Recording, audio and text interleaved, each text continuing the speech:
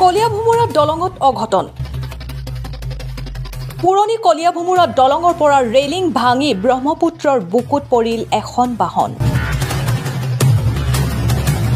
তেজপুৰ দিশৰ পৰা কলিয়াবৰ অভিমুখে আহি থকা বাহনখনে নিয়ন্ত্ৰণ হেৰুৱাই দলঙৰ পৰা ব্ৰহ্মপুত্ৰত বাগৰি পৰে বাগৰি পৰা বাহনখন এখন ট্ৰেইলাৰ বাহন বুলি সন্দেহ ৰাইজৰ বাহনখনত দুজন ব্যক্তি থকা বুলি সন্দেহ কৰিছে ৰাইজে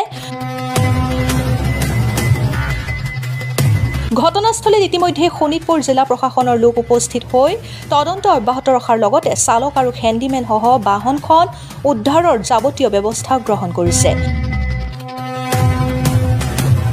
অৱশ্যে কেনেদৰে এই দুৰ্ঘটনা সংঘটিত হ'ল বা বাহনখনত কি আছিল কেইজন মানুহ আছিল সেয়া অৱশ্যে পৰৱৰ্তী সময়তহে পোহৰলৈ আহিব